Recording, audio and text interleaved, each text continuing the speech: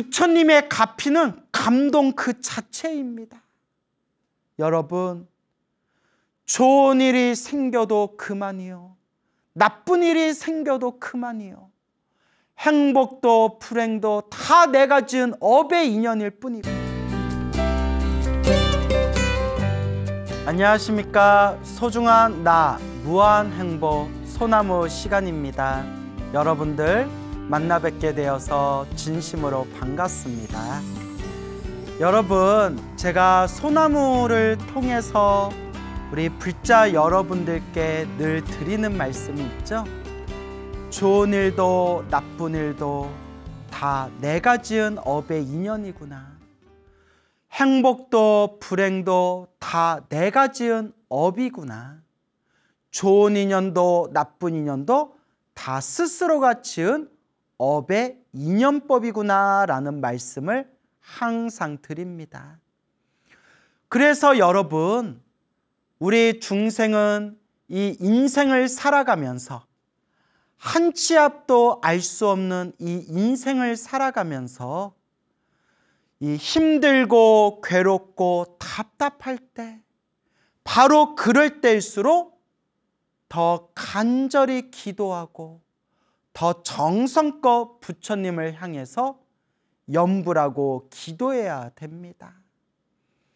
우리가 시작 없는 옛적부터 살아오면서 알고 지었건 모르고 지었건 탐욕과 성냄과 어리석음에 물들어 몸과 말과 생각으로 지은 그 업보가 얼마나 많겠습니까? 그래서 우리는 다 행복하기를 원하지만, 우리는 모두 다 행복하게 살기를 원하지만, 내가 지은 업보, 그 업보의 장애 때문에 내 행복을 그 업보가 자꾸 장애를 하는 것입니다. 내 행복의 길을 장애하는 그 업보의 장애물을 업장이라고 부르는 겁니다. 업장. 그러면 그 업장도 결국은 누가 만든 것이겠습니까? 내가 지은 업이구나, 스스로가 지은 업의 인연이구나 라는 것을 명확하게 꿰뚫어보고 되새겨보면서 결국 누가 닦아야 된다? 스스로 닦아야 한다. 자기 자신이 닦아야 한다 라는 것을 꼭 명심하시기 바랍니다. 내가 닦아야 한다, 스스로가 닦아야 한다 라는 것을 반드시 명심하셔야 됩니다. 불심이 약한 불자들, 절에는 오래 다녔지만 지혜가 없는 불자들은 힘들고 괴롭고 답답할 때일수록 부처님의 바른 법에 의지해야 된다는 생각을 놓쳐버리고 중심이 흔들리면서 괜히 엄한 거, 이상한 거, 이상한 비법이나 비방이나 비술 같은 걸 찾으러 다닙니다. 그런 좋은 게 있었다면 부처님이 팔만대장경에서 다 말씀을 해주셨겠죠. 하지만 부처님께서 우리 중생들에게 간곡하게 말씀하시기를, 그대들이여 힘들고 괴로울 때 간절하게 불보살님의 이름을 불러라. 모든 것은 내가 지은 업의 인연이니 복과 선업과 공덕을 닦아야 한다 라고 부처님께서 팔만대장경에서 간곡하게 말씀하셨습니다. 여러분, 불자 여러분, 힘들고 괴롭고 답답할 때일수록 더욱더 간절히, 더욱더 정성스럽게 부처님께 기도하고 기도할 뿐입니다. 저 부산에 불심이 아주 깊은 보살님이 계십니다. 부산에 불심이 아주 깊으신 보살님이 계시는데 지금 연세가 이제 70을 코앞에 바라보고 계시는, 이제 70이 다 되신 그런 이제 보살님이 계십니다. 그 보살님께서는 젊었을 때부터 절에를 열심히 다녔고 절에서 봉사활동도 열심히 하셨고 기도도 꾸준히 하셨고 또 방생법회도 많이 참석을 하셨다고 합니다. 그렇게 불심이 깊으신 불자님이 계시는데 이 보살님께서 몇 년 전부터 막 다리가 아파오더랍니다. 막 다리가 아파오더래요. 그러더니 점점 그 다리가, 양쪽 다리가 막 혈관이 막 부풀어 오르더래요. 혈관이 막 부풀어 오르면서 요 근래 1, 2년 전부터 뭐 온몸에 경기를 일으키며 온몸에 자지러질 정도로 막 다리에 통증이 왔답니다. 너무나 고통스러웠대요. 엄청 아프더래요. 큰 병원에 다니고 약도 먹고 치료도 받고 유명하다는 병원도 다녀봤지만 그때 잠깐 살짝 효과만 있을 뿐 그렇게 전혀 차도가 없었다고 합니다. 너무 아프더래요. 다리가 너무 아파가지고 다리가 막 통증이 밀려올 때에는 일상생활이 불가능할 정도였고 막 잠을 자다가 밤에 잠자다가 갑자기 통증이 밀려오면 아이고 하고 막 비명을 지르면서 잠에서 깼답니다. 너무 아파가지고. 그러면 옆에서 누워 계시는 남편 되는 거사님이 깜짝 놀라서 깨워가지고 막 몇십 분씩 다리를 꾹꾹 주물러줘야 겨우 다리가 뻣뻣하게 굳어서 아파온 다리가 겨우 다리가 좀 풀릴 정도였고 그렇게 요 근래 1, 2년 동안 다리 통증이 이루 헤아릴 수 없을 정도로 너무나 고통스럽고 너무나 괴로웠다고 합니다. 근데 병원에서 또 의사가 하는 말이 요 다리가 이렇게 아프고 혈관이 부푸는 게 심장 혈관하고도 이게 다 연결이 된 건데 이게 혈관, 심장에 좀 문제가 있는 것 같다. 혈관, 심장에 이 혈액순환에도 문제가 생겼기 때문에 갑자기 홀연히 돌연사할 수가 있으니까 돌연사 갑자기 억 하고 이제 쓰러져서 세상을 떠날 수가 있으니까 각별하게 신경 써야 된다, 각별하게 신경 써야 된다라는 그런 무서운 이야기까지 들었다고 합니다. 그래도 이 보살님이 불자는 불자예요. 이 불자님이 우리 광우 스님의 소나무 완전 찐팬이시래요. 아마 지금 이 방송을 지금 이 순간 보고 계실지도 모르겠네요. 이 소나무의 완전 찐팬이신데 또 절에 다니면서 스님들 법문도 많이 들으시고 불교 공부도 하시고 우리 소나무도 오랫동안 많이 찐팬으로서 소나무를 시청해 오셨기 때문에 그래도 마음에 딱 이런 생각이 들더래요. 이것도 내 업인가 보구나.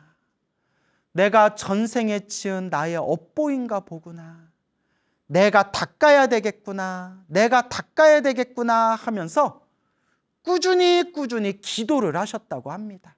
그 아프신 가운데에서도 집안일 하면서 가정일을 하면서 시간 낼 때마다 그래도 조금씩이라도 틈틈이 기도를 하셨는데 이 보살님이 말년에 원력이 있으셨대요. 원력, 기도 원력이 있으셨는데 그게 뭐냐? 금강경, 금강반야 바라밀경을 100번을 사경하는 게 원력이시래. 100번을 사경하는 게.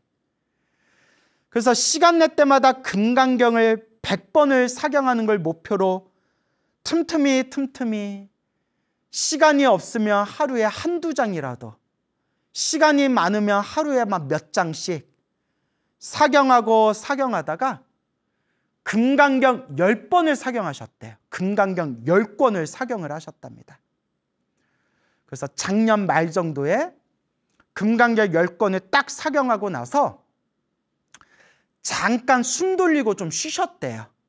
딱 10권까지 딱 회양을 하고 이제 또 재충전을 하는 그런 마음으로 잠깐 숨을 돌리고 잠깐 좀 쉬셨는데, 그때 광우 스님의 소나무에서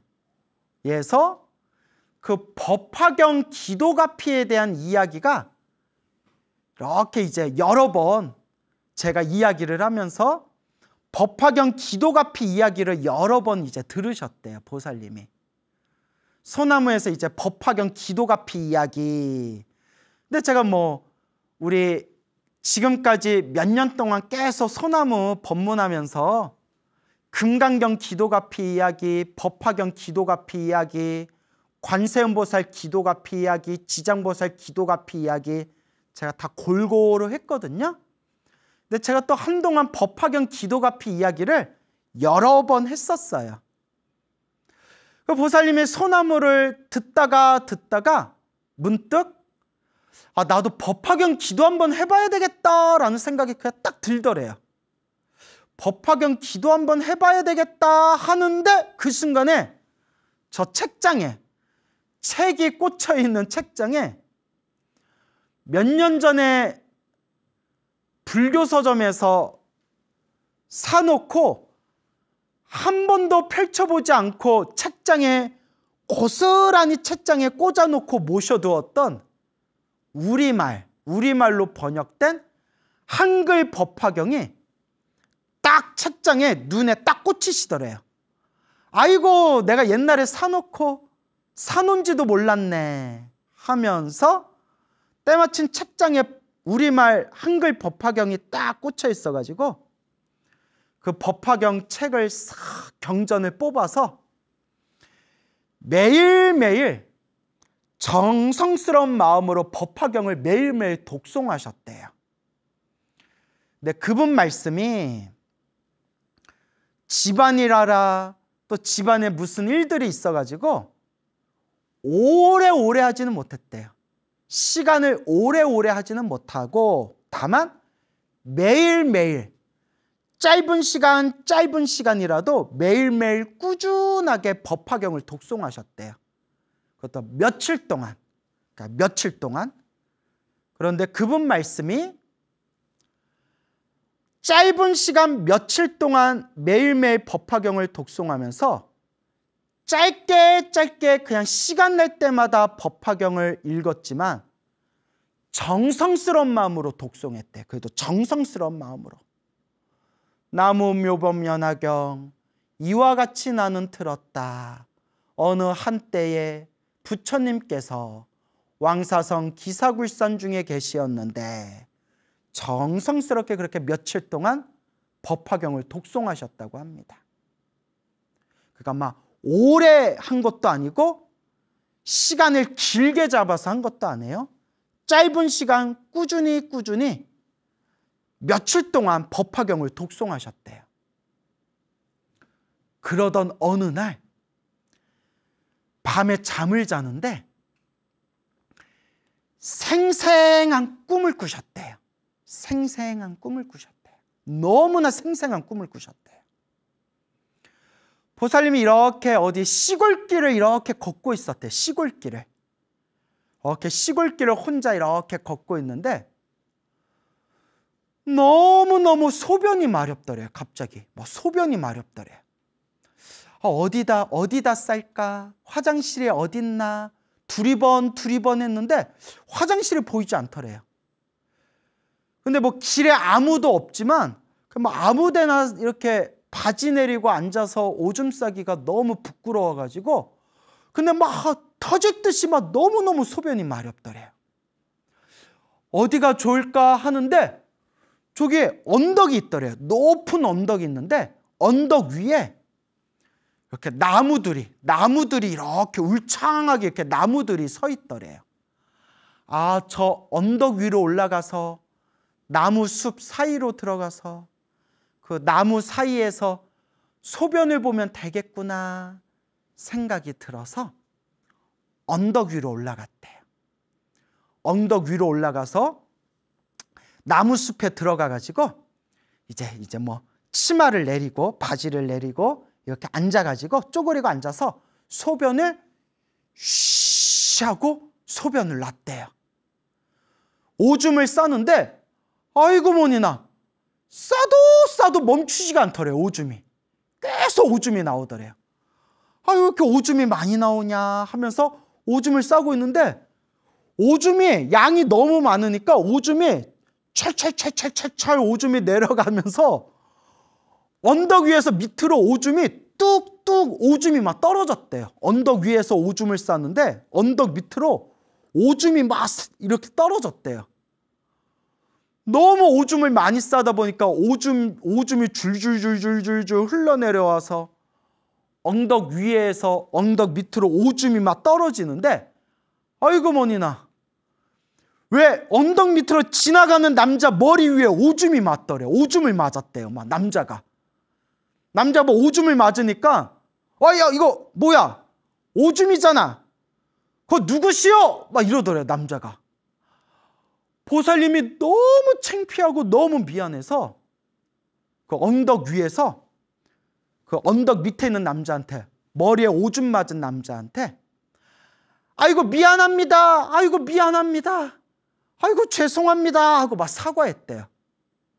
그러니까 남자가 거기서 오줌 싸고 계셨군요 하면서 남자가 언덕 위로 올라오더래요. 남자가 딱 올라오더니 이제 막 보살님이 남자한테 미안합니다. 아이고 미안합니다 하고 사과하는데 그 남자가 보살님이 딱 보더니 아이고 왜 그런 걸 몸에 달고 계십니까?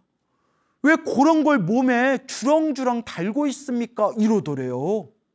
여러분 그 남자가 오줌 맞은 남자가 보살님한테 왜 그런 걸 달고 계십니까? 몸에 왜 그런 걸 달고 있습니까? 하더니 제가 빼드리겠습니다 이러더래요. 제가 빼드리겠습니다 하더니 다짜고짜 보살님을 땅바닥에 이렇게 눕히더니 보살님 다리를 붙들고 막 끙끙거리면서 뭘 이렇게 다리에서 뭘 이렇게 뽑아내는 느낌이 들더래요. 뭘 막 뽑는 느낌이 들더래요. 막 여기 막 다리에 막 끈적끈적한 무슨 고무덩어리 같은 걸 막 이렇게 막 뽑아내는 느낌이 생생하게 들더래요. 그러면서 남자가 아이고 왜 이렇게 안 떨어지냐? 아이고 왜 이렇게 안 떨어지냐? 왜 이렇게 잘 안 떨어지냐? 이렇게 막 힘들어하면서 남자가 막 힘겨워하면서 다리에서 막 끈적끈적한 고무덩어리 같은 걸 막 질척질척거리는 걸 막 이렇게 당기고 뽑는 느낌이 들더래요. 그러니까 이렇게 자빠져서 이렇게 누워있는 이 보살님이 아니 지금 이 남자가 뭐 하는 건가 싶어가지고 누운 상태에서 이렇게 자기 다리 쪽을 이렇게 봤더니 온몸에 소름이 쫙 끼치더래요.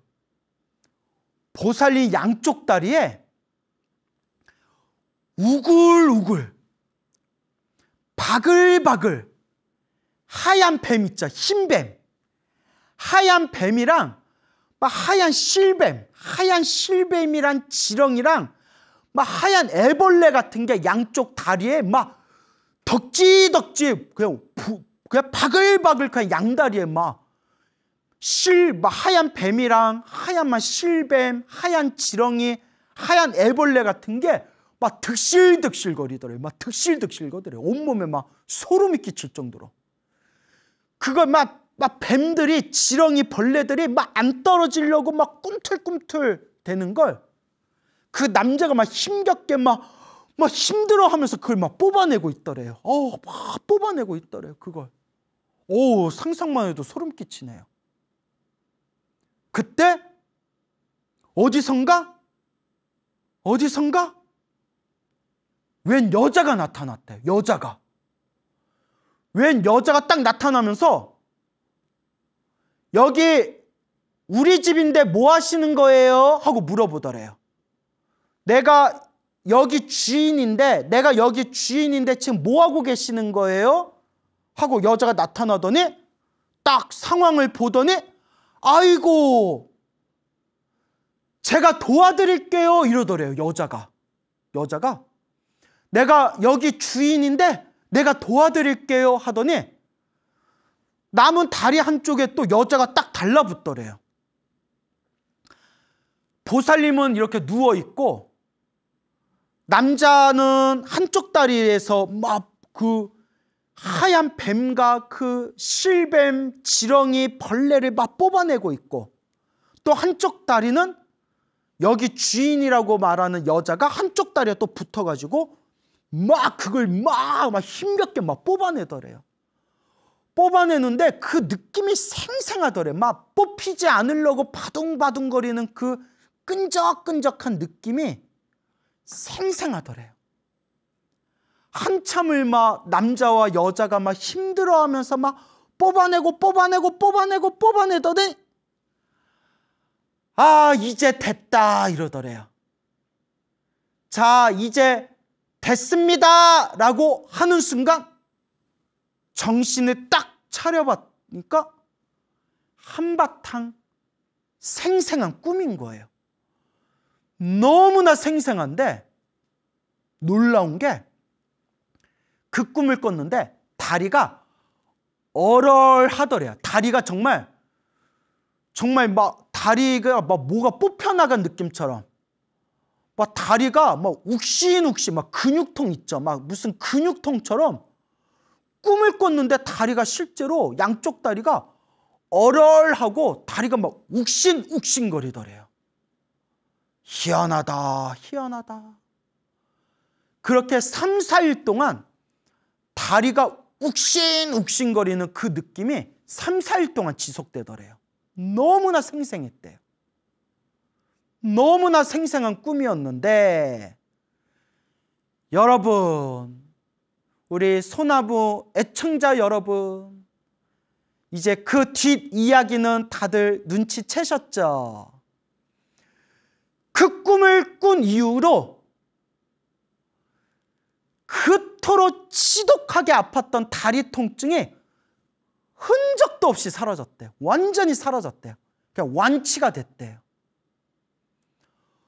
보살님도 긴가민가해서 며칠을 더 한번 관찰해보자, 한 며칠 동안 한번 지켜보자 했는데 며칠이 지나고 한 달이 지나고 두 달이 지나도 그 꿈 꾸고 난 뒤에 지독하게 다리 아팠던 통증이 흔적도 없이 사라졌대요.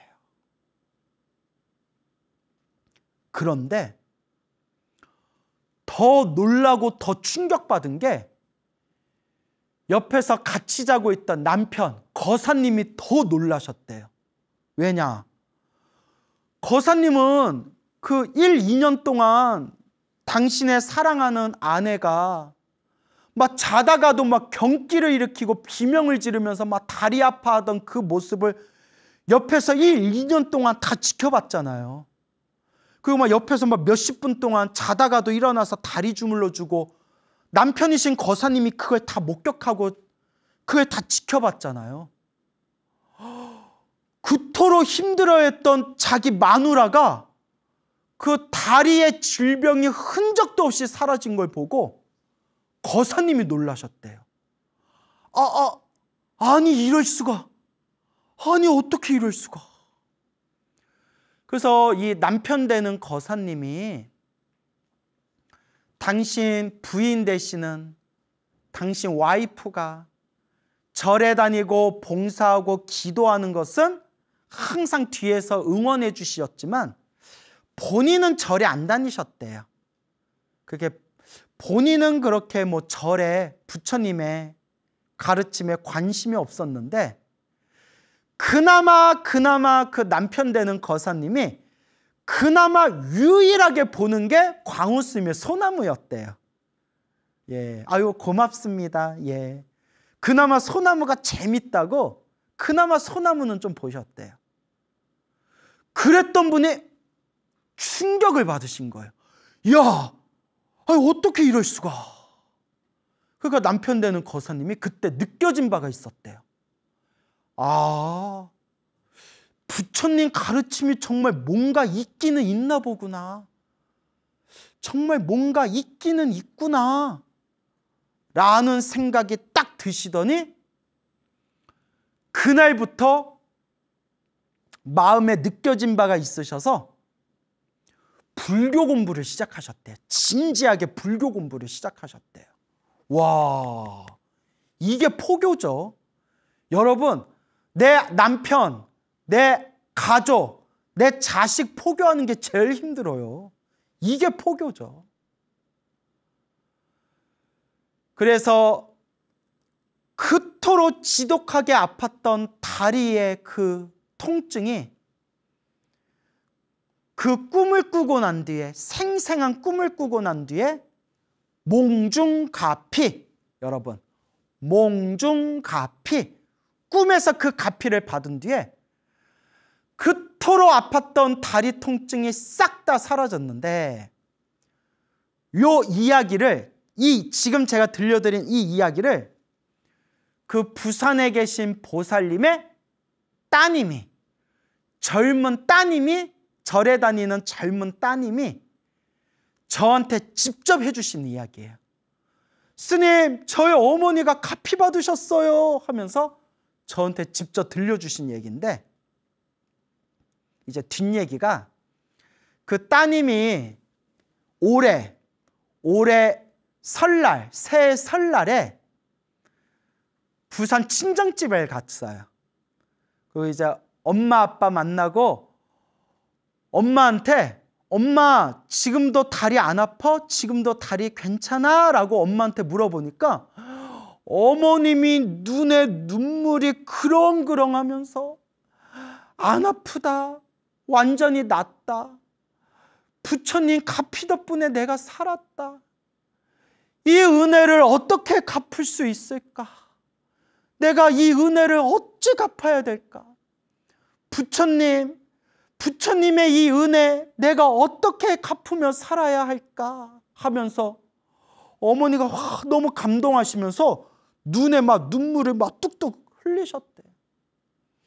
막 어머니도 막 눈물 흘리시고, 엄마가 우니까 딸도 괜히 막 눈물 막 뚝뚝 흐르고, 엄마하고 딸이 우니까 옆에 있는 아버지도 막 코가 시큰거리고, 하늘도 막 울고 땅도 울고, 막 이제 봄이니까 막 깨구락지도 울고, 막 엄마가 막 울더래요. 너무 부처님께 감사하다고, 너무 이 부처님 은혜를 어떻게 갚아야 되겠냐고. 그렇게 어머니의 말씀을 그 따님이 저한테 직접 전해주셨습니다.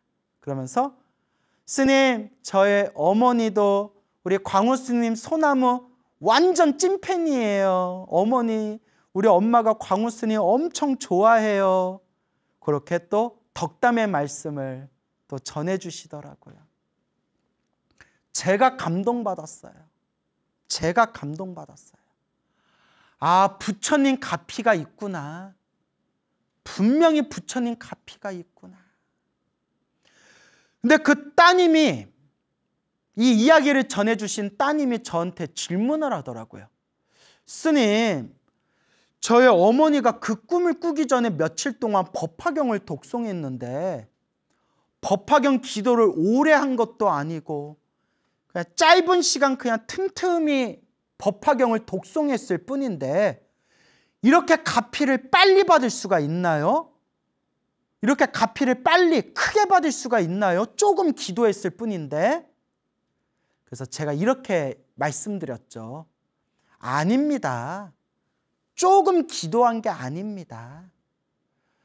법화경 그 가피 공덕이 참으로 깊고, 법화경의 그 가피 공덕이 참으로 높고, 아주 그 가피가 깊은 것도 있지만, 어머니께서 그동안 열심히 절에 다니셨고, 기도도 꾸준히 하셨고, 봉사활동도 많이 하셨고, 그리고 물고기 방생도 많이 하지 않으셨냐? 물고기 방생도 많이 하시고, 그리고 법화경 독송하기 전에 금강경 10번 사경하시지 않았느냐? 그 금강경 10번 사경한 것도 대단한 거다. 그렇게 기도하고 닦고 닦은 공덕의 힘이 모이고 쌓였기 때문에 그 법화경 기도하는 순간 턱 하고 그 가피공덕이 터져나올 수 있었던 것이다. 그냥 법화경만 짧게 기도해서 가피받은 게 아니라 그동안 기도하고 공덕을 닦은 게 모이고 쌓인 게 빵 하고 이번에 터진 것이다 라고 말씀드리니까 스님 그 말씀이 맞는 것 같습니다 라고 대답하시더라고요. 절에 열심히 다니는 사람도, 부처님께 기도를 많이 한 사람도 이렇게 심하게 몸이 아플 때가 있어요. 절에 열심히 다니고 기도를 열심히 했는데도 안 좋은 일이 생길 때가 있어요. 믿음이 없는 사람들은, 부처님 가르침에 중심이 없는 사람들은 내가 이렇게 절에 열심히 다녔는데 왜 내 몸이 아플까? 왜 나한테 이런 일이 생길까? 내가 이렇게 기도를 열심히 했는데 왜 이런 일이 생길까? 왜 부처님이 왜 나한테 이렇게 안 좋은 일을 막아주지 않으신 걸까? 라고 마음이 흔들릴 때가 있어요. 그리고 삐지고 서운하고 섭섭해가지고 아예 절에 안 다니는 분들도 있어요. 이해 갑니다. 저는 다 이해할 수 있어요. 저도 그랬거든요. 저도 어린 시절에 그랬거든요. 그렇지만 여러분, 우리는 이제 부처님 인과법에 믿음을 세우셔야 됩니다. 부처님 인연법에 대해 바른 지혜를 깨우치셔야 합니다. 절에 열심히 다니고 기도를 열심히 해도 나쁜 일이 생길 때는 나쁜 일이 생길더라. 절에 열심히 다니고 기도를 열심히 해도 몸이 아플 때는 몸이 아프더라. 다만 크게 받을 업보를 작게 받는 것이다. 내가 과거 전생에 지었던 크게 지은 그 업보를 그나마 이번 생 내가 절에 다니면서 기도하면서 염불하면서 닦고 닦았기 때문에 크게 받을 업보를 작게 받는 것이구나 라는 것을 마음에 명심하셔야 됩니다, 여러분. 어느 불자님께 들은 이야기예요. 어느 노보살님이 계시는데 그 노보살님께서 지난 과거에 암투병 때문에 엄청나게 고생을 하셨대요. 몸에 암이 막 전이가 되면서 암투병으로 몇 년 동안 고생을 하셨는데 그냥 대형 수술만, 큰 수술만 10번을 넘게 하셨대요. 큰 수술만. 사람이 그렇게 큰 수술 한두 번만 해도 사람이 막 탈진해 버리는데 그 몇 년 동안 정말 막 목숨이 달린 큰 수술을 10번을 넘게 하셨대요. 정말 다른 사람 같았으면 벌써 목숨이 끊어져도 몇 번은 다 했을 거라고. 그랬던 그분이 그래, 죽을 때 죽더라도 기도하다 죽자. 죽을 때 죽더라도 기도하다 죽자. 몸이 아프거나 말거나 날씨가 좋거나 안 좋거나 컨디션이 좋거나 안 좋거나 늘 매일 틈틈이 법화경을 사경하셨대요. 거의 하루도 안 빠뜨리고 하루에 한 장, 하루에 2장을 사경하더라도 매일매일 법화경을 사경하셔서 지금 법화경 통째로 법화경을 사경하신 게 50번이 넘으신데 50번. 법화경을 통째로 50번 넘게 사경을 하셨는데 의사가 이런 말을 하더래요. 기적입니다. 암 진행이 멈췄습니다. 이러더래요. 암이 막 전이되고 수술하고 했는데 암이 지금 계속 진행이 멈춰 있습니다. 이러더래요. 의사가 깜짝 놀라더래요. 암의 진행이 멈췄습니다. 그래서 그 노보살님이 몇 년째 암이 지금 완전히 사라진 건 아니지만 그냥 암의 진행이 지금 멈춘 상태에서 일상생활하는데 아무 문제 없이 지금 그렇게 몇 년 동안 지금 편안한 마음으로 지금 지내고 계신다고 합니다. 당신이 기도하고 모든 걸 부처님께 의지했기 때문에 지금 당장 저승사자가 찾아와서 염라대왕 앞에 자기가 염라대왕을 만난다 해도 아무 자기는 두려움이 없대요. 그러면서 내가 이제 몇 개월도 못 살 거다. 이제 얼마 남지 않았다라고 시한부 선고까지 받았던 자기가 이렇게 몇 년이 훨씬 넘었는데도 지금 건강한 몸으로 이렇게 자기가 활동할 수 있는 게 다 부처님 가피의 힘이다. 그래서 지금도 부처님 은혜 갚는 마음으로 꾸준히 사찰에 가서 봉사활동 하시면서 지금도 법화경을 사경하고 계신다는 그런 불자님이 계시다는 이야기를 제가 듣게 되었습니다. 여러분, 감동입니다. 부처님의 가피는 감동 그 자체입니다. 여러분, 좋은 일이 생겨도 그만이요. 나쁜 일이 생겨도 그만이요. 행복도 불행도 다 내가 지은 업의 인연일 뿐이고 절에 열심히 다니고 기도를 열심히 하고 복을 지었는데도 나쁜 일이 생긴다면 내가 크게 받을 업보를 작게 받을 뿐이지. 지금 이 순간에도 부처님 가피는 나와 함께 하고 계신다 라는 것을 우리 찐 불자 여러분들께서는 마음의 중심을 세우고 꾸준히 부처님의 바른 가르침을 향해서 나아가시기 바랍니다. 부처님 가피는 현재 진행형이요. 부처님 가피는 지금 이 순간에도 환하게 빛나고 있고 부처님 가피는 바로 감동입니다 라는 것을 명심하시길 바랍니다. 여러분, 행복해지고 싶습니까? 행복한 삶을 창조하고 싶습니까? 복을 지으십시오. 선업을 쌓으십시오. 공덕을 닦으십시오.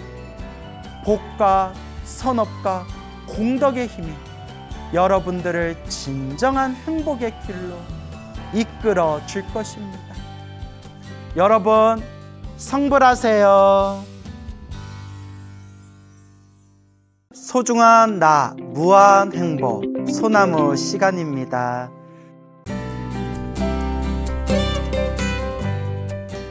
예, 안녕하십니까. 소중한 나 무한 행복 소나무 시간입니다. 여러분들 만나 뵙게 되어서 진심으로 반갑습니다. 서가모니 부처님 당시의 일입니다. 2600여 년 전 우리 서가모니 부처님께서 널리 진리의 말씀을 펼치시면서 중생들을 구제하고 계셨습니다. 그때 한 왕이 있었는데 왕의 이름은 파사익 왕이었습니다. 이 파사익 왕은 이 세상에 부처님이 출현하셨다라는 사실을 아직 알지 못한 채 하늘의 신을 섬기면서 하늘의 신에게 꽃과 공양을 올리면서 그렇게 하늘의 신을 믿고 받들었습니다. 여기서 우리가 미리 하나 언급을 하고 이야기를 해보자면 우리 불교에서는 신이라는 존재를 인정을 하기는 합니다. 불교에서는 신도 등급이 있대요. 세상에 수많은 신들이 있고 그 신들도 서로 저마다의 등급이 있는데 저 하늘세계 꼭대기에 하늘을 지배하는 하늘세계 신조차도 과거 전생에 복을 많이 짓거나 수행을 많이 해서 하늘세계 신으로 태어났을 뿐이지 하늘세계 신조차도 아직 윤회에서 벗어나지 못했다라고 불교에서 이야기를 합니다. 그래서 여러분, 불교도 하늘세계에 살고 있는 신들을 인정하기는 인정하지만 신들도 부처님 눈으로 봤을 때, 깨달음의 눈으로 봤을 때 아직 불완전한 존재들이다. 자기가 전생에 지은 좋은 업에 의해서 하늘세계 신으로 태어났을 뿐이지 아직 이 생사윤회, 태어나고 죽고 태어나고 죽는 생사윤회에서 아직 벗어나지 못한 존재들이다 라고 부처님께서 경전에서 명확하게 말씀을 하십니다. 어쨌거나 이 파사이 왕은 하늘세계의 신을 섬기면서 하늘세계의 신을 향하여 공양을 올리고 꽃을 올렸다고 합니다. 그때 부처님께서 이 파사이 왕과 인연이 깊음을 꿰뚫어 보시고 파사이 왕을 제도하기 위해서 파사이 왕을 찾아갑니다. 때마침 파사이 왕이 지나가고 있을 때 그때 부처님께서 탁발을 하시기 위해서 바루를 들고 가사를 입으시고 고요히 편안하게 길을 걷고 있는 그 모습을 파사이 왕이 그 거룩한 부처님의 모습을 마주치게 됩니다. 그때 파사이 왕은 마음에서 엄청난 기쁨과 환희와 즐거움을 느끼게 됩니다. 부처님의 거룩한 모습을 보면서 엄청난 감동을 느끼게 됩니다. 그리고 파사이 왕은 부처님을 궁으로 모셔서 부처님께 공양을 올리고 부처님께 법을 청해 듣습니다. 부처님께서 파사이 왕을 위해서 법을 설하시니 부처님의 설법을 들은 파사이 왕이 엄청난 기쁨과 즐거움을 느끼게 되고 그 자리에서 서가모니 부처님의 제자가 됩니다.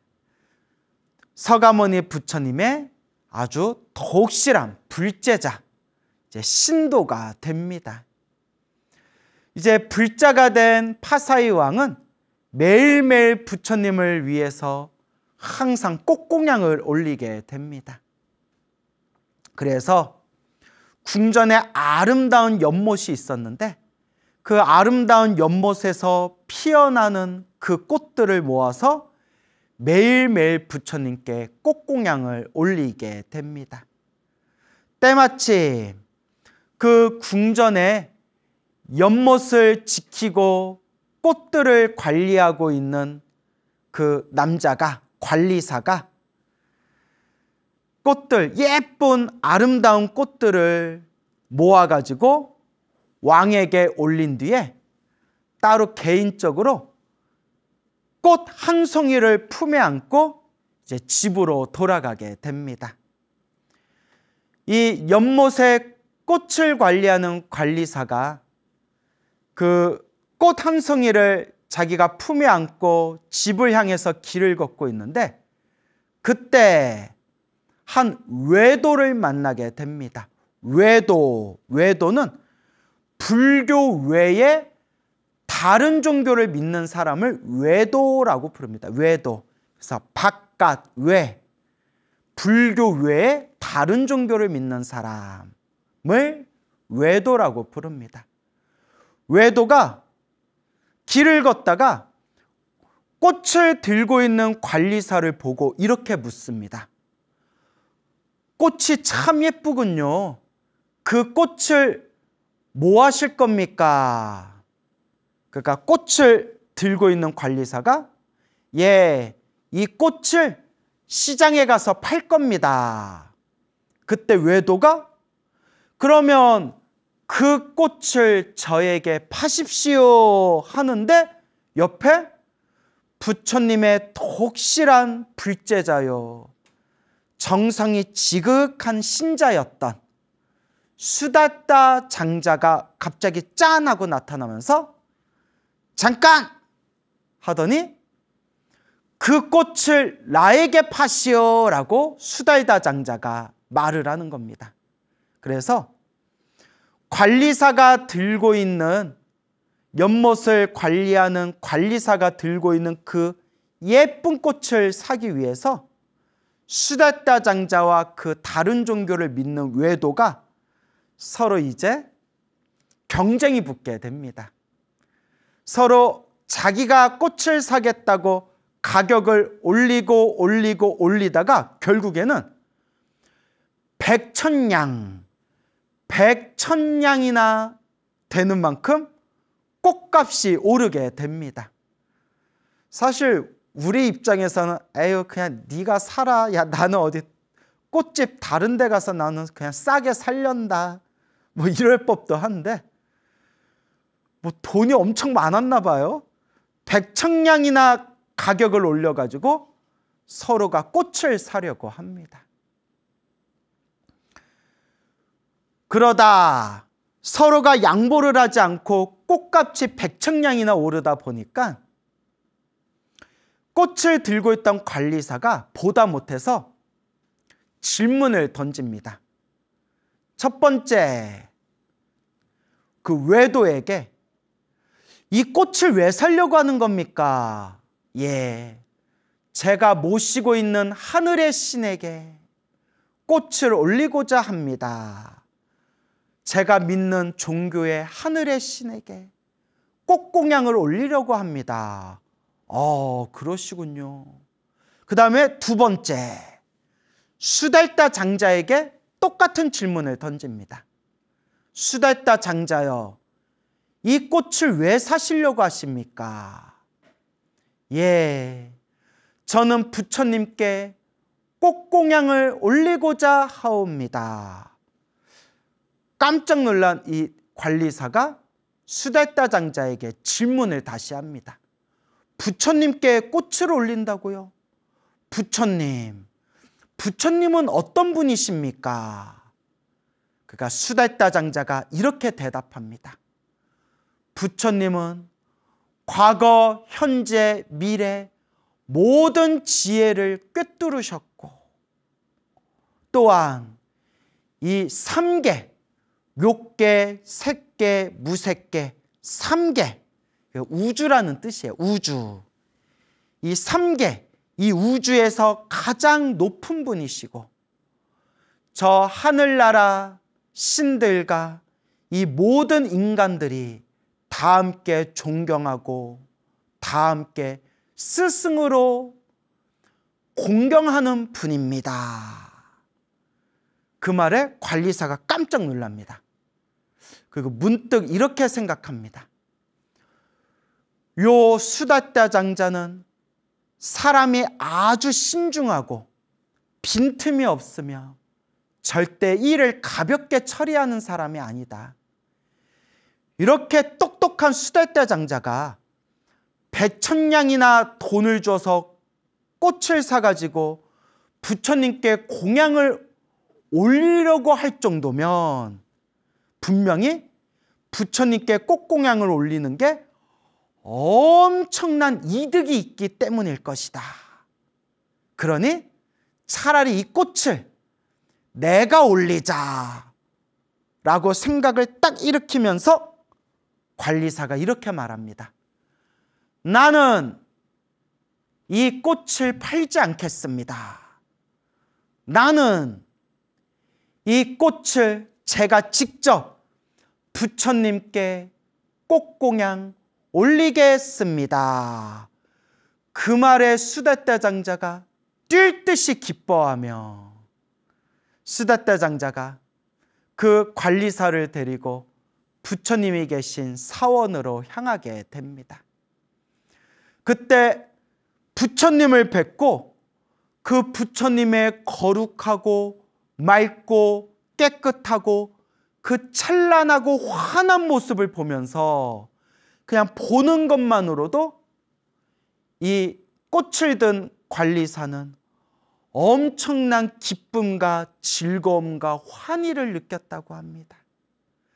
그리고 그 자리에서 부처님께 공경 예배 올리면서 부처님을 향해서 꽃을 공양 올렸다고 합니다.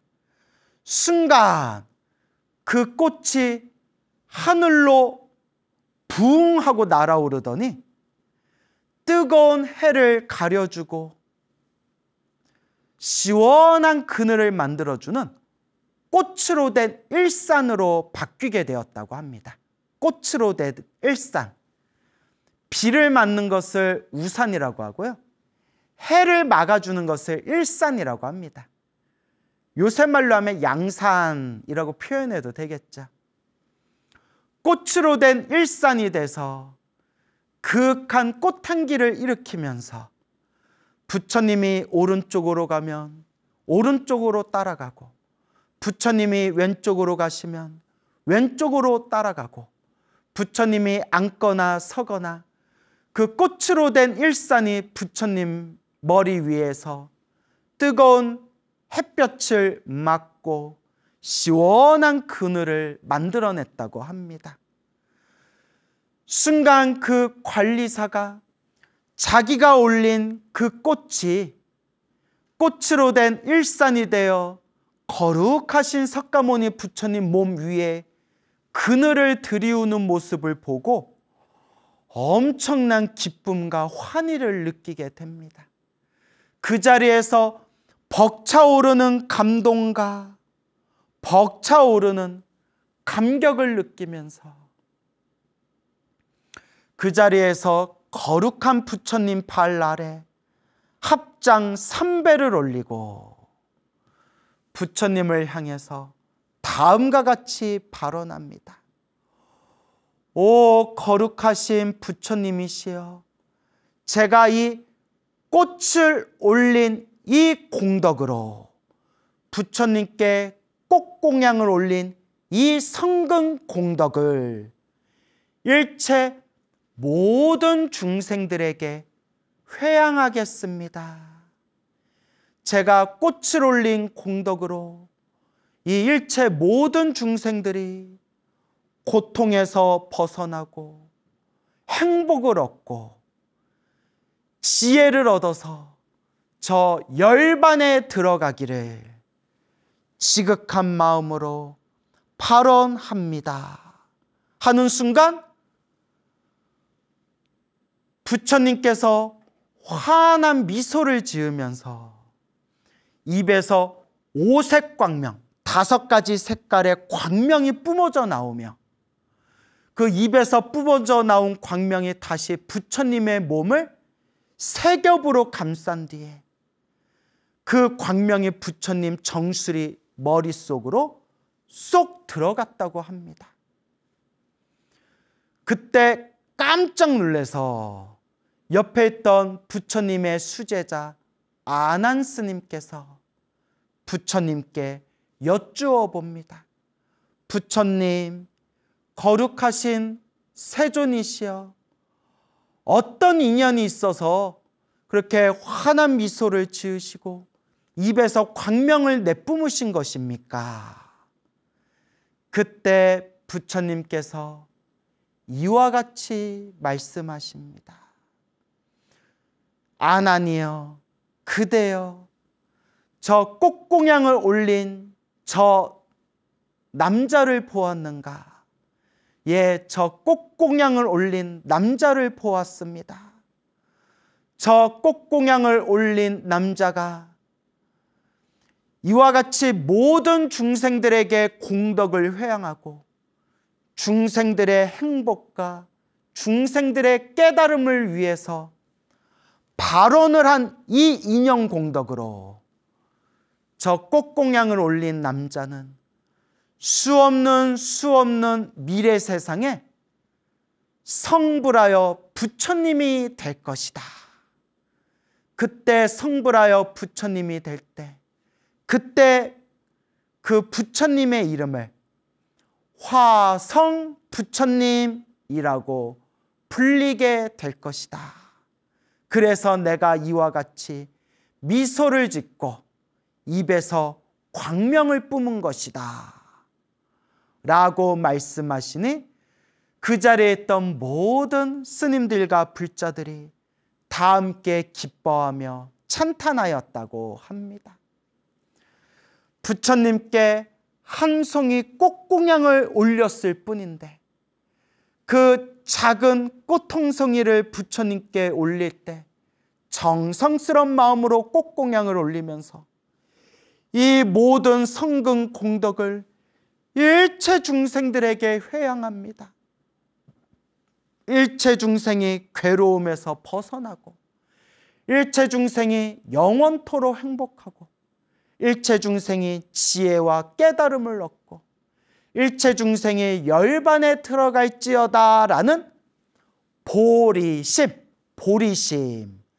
안욕따라 삼맥 삼보리심, 이와 같은 거룩한 마음을 일으키니, 그 보리심, 그 거룩한 마음의 공덕이 먼 미래 세상에 부처님이 될 수 있는 인연을 심게 된 것입니다.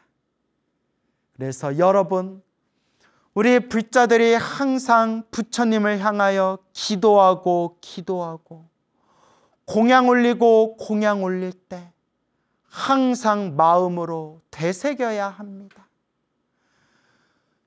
제가 기도한 이 공덕으로 모든 중생이 괴로움에서 벗어나기를, 모든 중생이 영원토록 행복하기를, 모든 중생 다 함께 성불하여 지이다 라고 마음으로 발언하고 발언할 수 있다면, 과거 현재 미래 모든 부처님께서 다 함께 착하다 칭찬하시며, 모든 부처님이 나를 향해 다 함께 기뻐하실 것입니다. 여러분,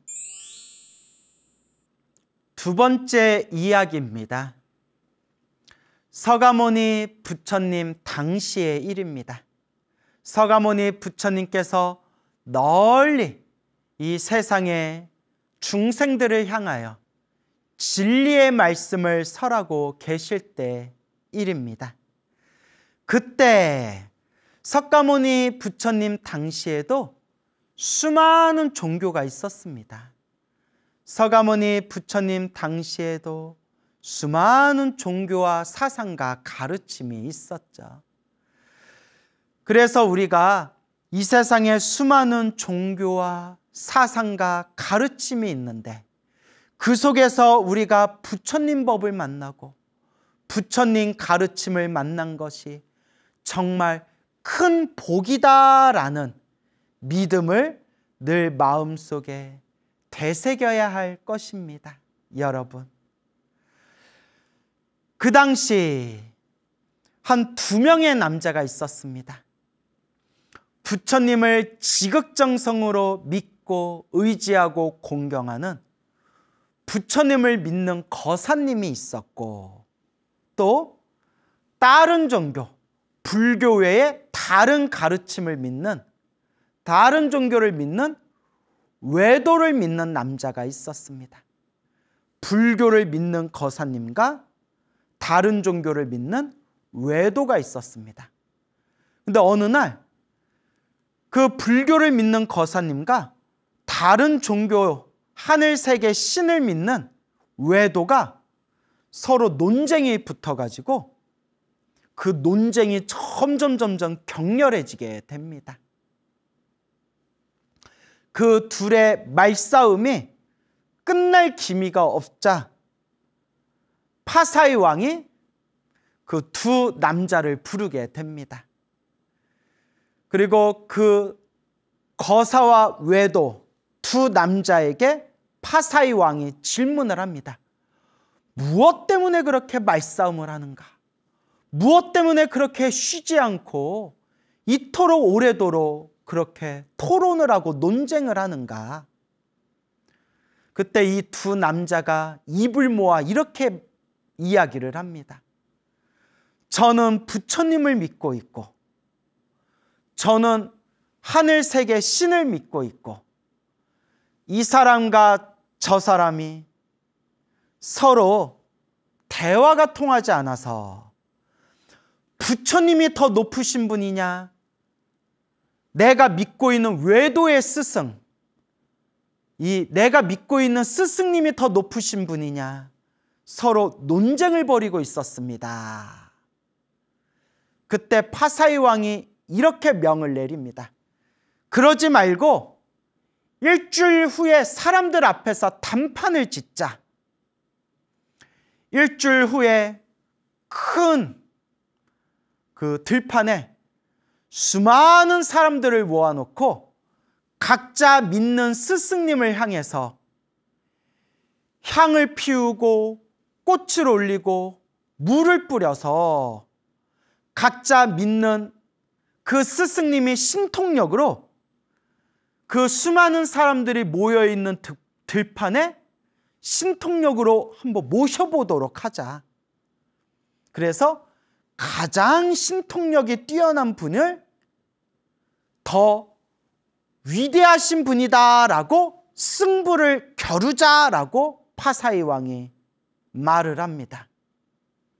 그래서 두 남자는 좋습니다라고 서로가 이제 합의를 보게 됩니다. 일주일 동안 그 성 안에 있는 수많은 사람들에게 홍보를 한 뒤에 그 들판에 왕과 신하들과 수많은 사람들이 일주일 후에 약속된 들판에 서로 모이게 됩니다. 그리고 그 두 남자가, 거사와 외도가 각자 모시고 있는 스승님을 이 들판으로 모시고자 합니다. 자, 외도를 믿는 이 외도의 남자가 먼저 들판에 한가운데에 걸어 나와서 향을 피우고 꽃을 올리고 물을 뿌리면서 다음과 같이 축원을 올립니다. 오, 제가 믿는 스승님이시여, 제가 지금 향을 피우고 꽃을 던지고 물을 뿌리오니 당신이, 나의 스승이신 당신이 위대한 신통력이 있다면 이 향과 꽃과 물줄기가 땅에 떨어지지 않고 저 멀리 스승님이 계신 처소에까지 쭉 다다라서 스승님께서 이 들판에 딱 하니 신통력으로 나타나 주십시오라고 축원을 올린 뒤에 저 멀리 떨어진 외도의 스승을 향해서 향을 피우고 꽃을 던지고 물을 뿌렸는데 후두둑 하고 땅에 다다닥 하고 땅에 떨어져 버렸다고 합니다. 그랬더니 사람들이 에이, 뭐 아무것도 없잖아, 별거 없잖아 하고 사람들이 이제 비웃었다고 합니다. 그래서 두 번째로 부처님을 믿고 있는 불교 거사가 한가운데 중앙으로 나와서 다음과 같이 축원합니다.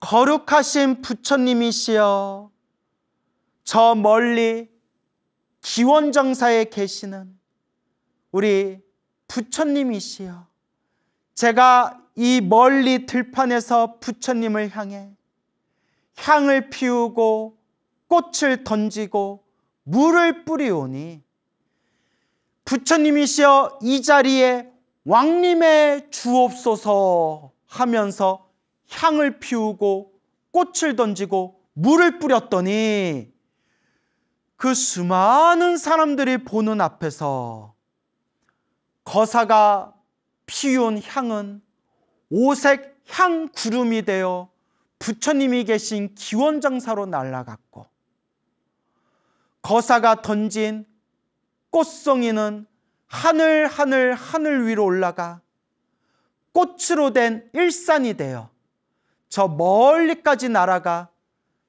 기원정사에 계신 부처님 머리 위에 꽃으로 된 일산으로 활짝 그 날개를 폈으며, 부처님을 향해 던진 그 깨끗한 물줄기가 기원정사에서 천천히 걷고 계시는 부처님 발 아래 그 깨끗한 물줄기가 촉촉하게 부처님이 가시는 길을 깨끗이 닦아내었다고 합니다.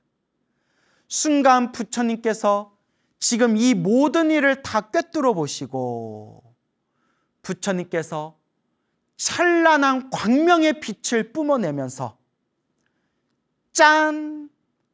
뿅! 하면서 그 들판에 기원장사에서 순식간에 몸을 놔둬서 그 들판에 수많은 사람들 앞에 짠! 하고 몸이 나타나셨다고 합니다. 그 순간 100개, 1000개의 태양보다도 훨씬 더 찬란하고 맑고 깨끗하고 환하고 거룩한 부처님의 모습이 호련히 들판에 나타나자 그 자리에 있던 수많은 사람들이 다들 놀라고 기뻐하고 찬탄하고 즐거워하고 감탄하면서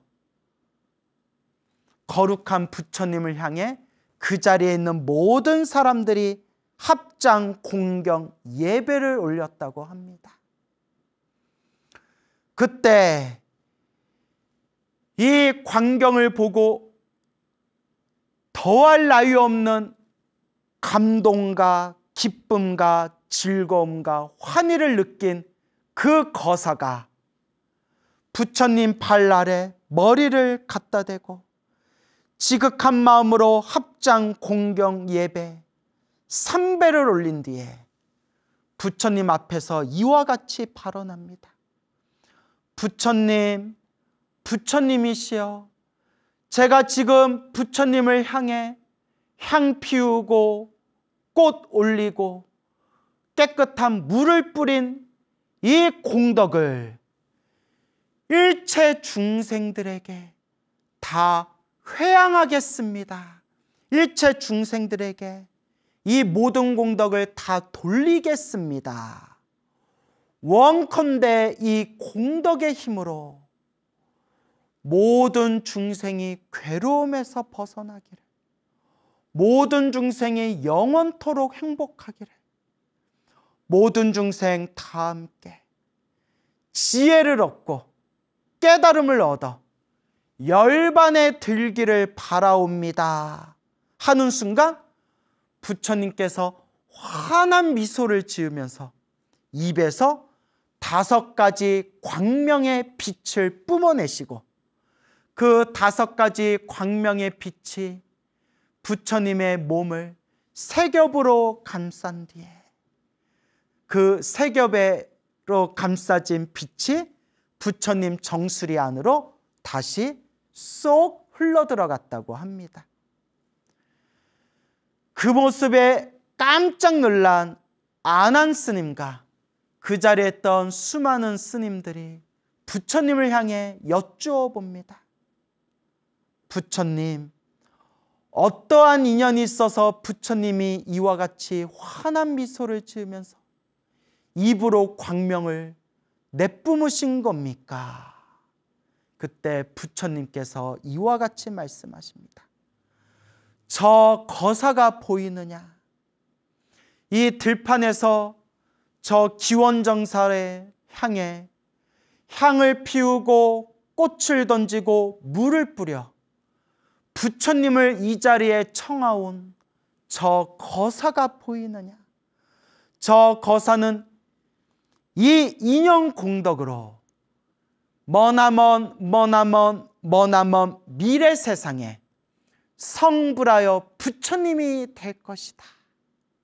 그때 그 부처님의 이름을 부동 부처님이라고 불리게 될 것이다 라고 부처님께서 수기를 내려주시니 그 자리에 있던 수많은 불자들과 수많은 그 자리에 모여있던 사람들이 듣고서 다 함께 기뻐하고 다 함께 찬탄하였다고 합니다.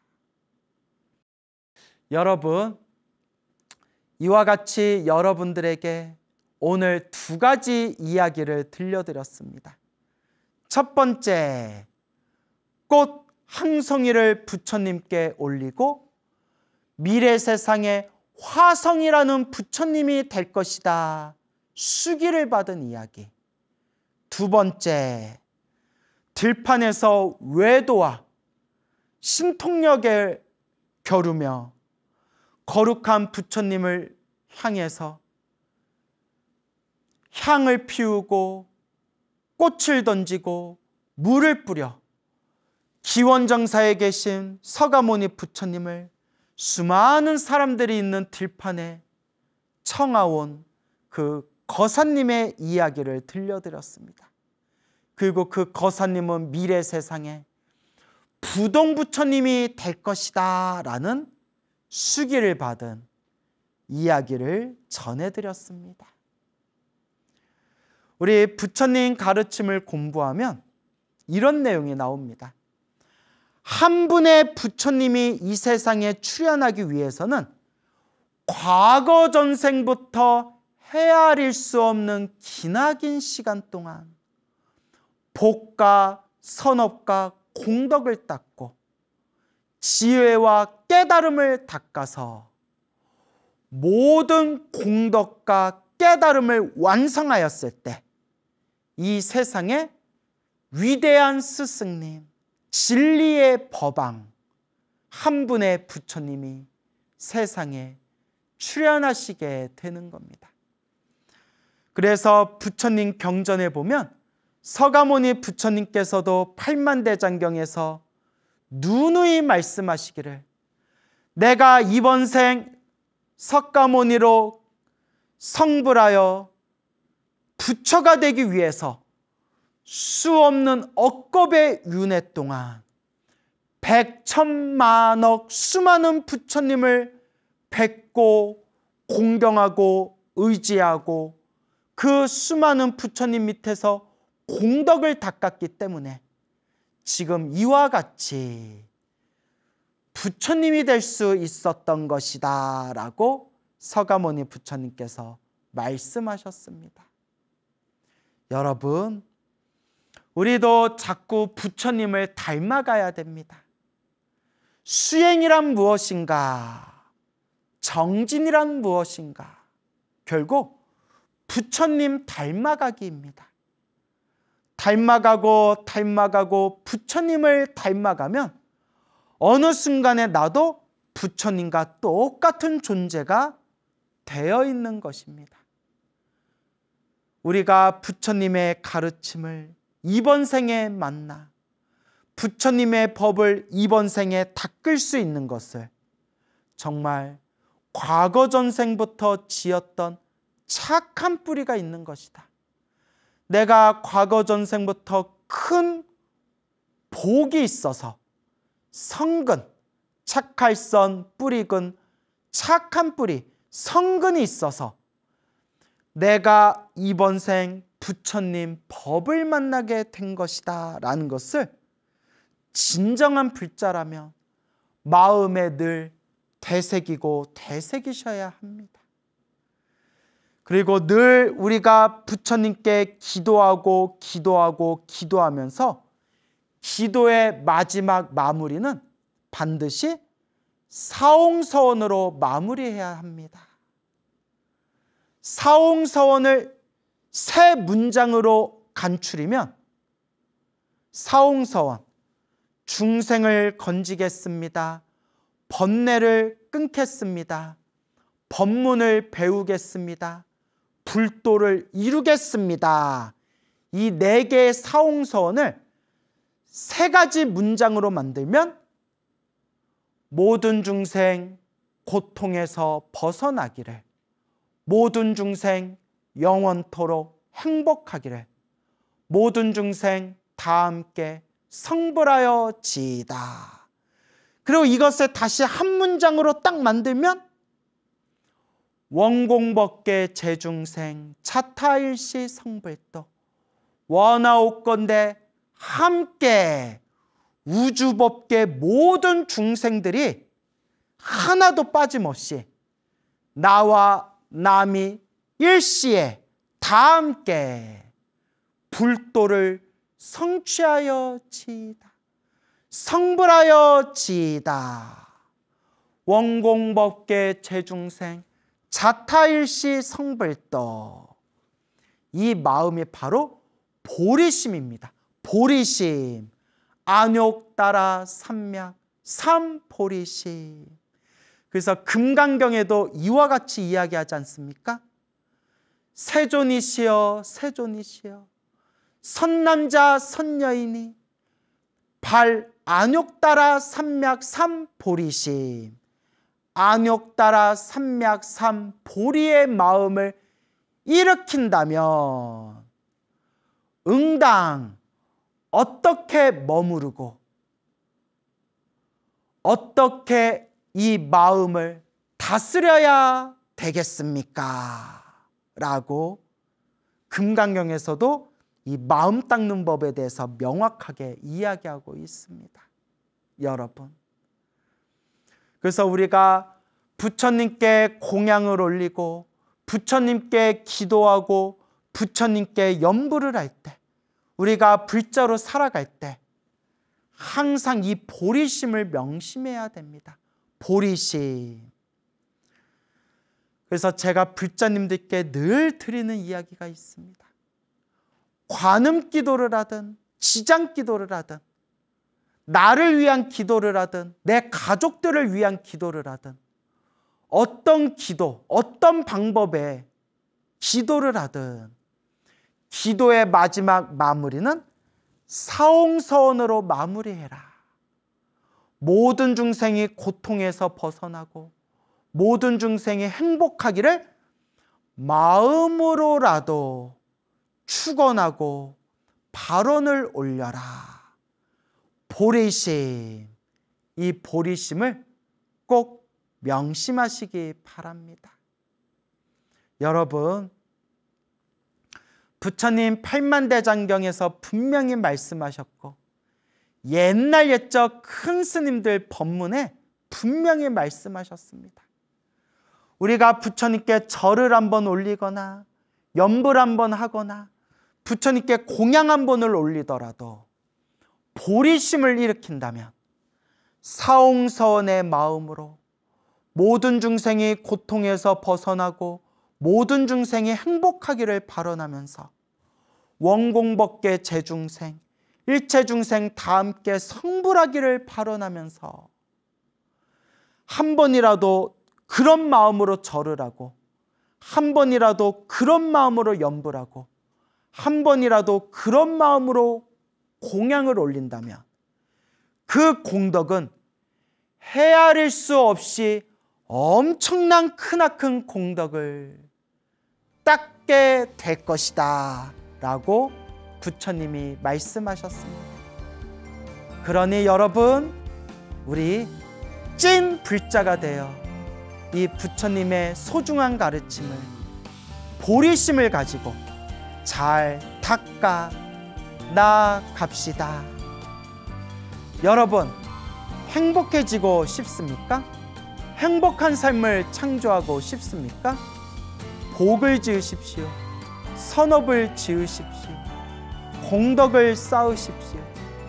복과 선업과 공덕의 힘이 여러분들을 진정한 행복의 길로 이끌어 줄 것입니다. 여러분, 성불하십시오. 소중한 나 무한 행복 소나무 시간입니다. 안녕하십니까. 소중한 나 무한 행복 소나무 시간입니다. 여러분들 만나 뵙게 되어서 반갑습니다. 우리 중생들이 이 세상을 살아가면서 정말 한 치 앞도 알 수가 없고, 우리 중생들이 이 인생을 살아가면서 항상 좋은 일만 생길 수도 없고 모든 일이 술술 풀릴 수만은 없습니다. 그렇기 때문에 우리 중생들은 종교를 믿고 종교를 의지하는 것이겠죠. 우리 부처님께서 팔만대장경에서 항상 말씀하셨지만 행복도 불행도 모두 다 내가 지은 업의 인연이다. 좋은 일도 나쁜 일도 다 내가 지은 업의 인연이다.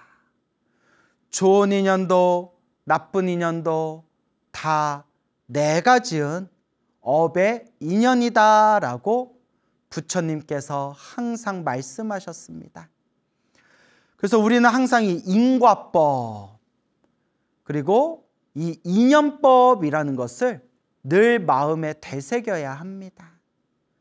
행복해지고 싶다면 행복해질 수 있을 만한 좋은 인연을 자꾸자꾸 심고 지어나가야 합니다. 부처님의 가르침을 잘 배우고 이해하고 닦아나가야 합니다. 부처님의 가르침을 우리가 공부하고 수행하고 정진하면서 항상 마음에 이 인과법, 인연법이라는 것을 마음에 탁 되새기고 중심을 세워야 합니다. 그래서 힘들고 괴롭고 답답할 때일수록 더 간절히 기도하고 기도해야 합니다. 염불하고 염불해야 됩니다. 공덕을 짓고 쌓고 닦아야 합니다. 결국은 다 내가 지은 업의 인연이기 때문입니다. 어떤 사람은 절에 한 번도 안 다니고 부처님 오신 날에 연등을 한 번도 안 달고 기도라는 것도 한 번도 안 해봤지만 하는 일마다 술술 일이 잘 풀리는 사람이 있습니다. 어떤 사람은 아무리 절을 많이 다니고 부처님 오신 날에 매년 꾸준히 연등을 달고 부처님을 향해서 기도하고 기도해도 희한하게 자꾸 장애가 생기고 안 좋은 일이 생기고 어려운 일이 생기는 그런 불자분들도 있습니다. 그러면 이거는 부처님의 법이 영험이 없기 때문일까요?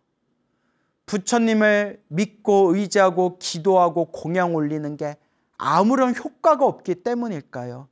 아닙니다. 그것도 다 자기가 지은 업의 인연입니다. 절에 안 다니고 기도 한 번 안 했는데도 일이 술술 풀리는 사람들은 그만큼 전생에 지어놓은 복이 많아서 지금 그 복을 자기가 까먹고 살아가고 있는 것이고, 이번 생 다행히 부처님 법을 만났으나 기도하고 기도해도 자꾸 장애가 생기고 어려운 일이 생기는 것은 그만큼 전생에 빚이 많고 숙제가 많기 때문에, 업보와 업장이 있기 때문에 그와 같은 과보를 받는 것입니다. 그래서 힘들고 괴롭고 답답할 때일수록 항상 닦고 닦아야 합니다. 부처님의 법을 힘들고 괴로울 때일수록 간절히 염불하고 기도해야 합니다. 그래서 여러분, 소나무에서 여러분 귀가 아프도록 드린 말씀이 있죠? 기도를 열심히 했는데도 나쁜 일이 생긴다면 크게 받을 업보를 지금 작게 갖고 있는 것이구나. 전생에 지은 내 큰 빚을 지금 작게 갖고 있는 것이구나 라는 것을 명심하시기 바랍니다. 좀 오래전 일입니다. 한 오래전 일입니다. 대략 한 20, 30년 전쯤 일일 겁니다. 어느 가정주부가 있었습니다. 어린 아들을 둔 어머니가 있었는데, 어느 날 초등학생이었던 이 아들이 어느 날 몸에서 열이 펄펄 오르더니 갑자기 의식을 잃어버렸다고 합니다. 놀래가지고 아들을 병원에 입원시켜서 검사를 받고 치료를 받는데,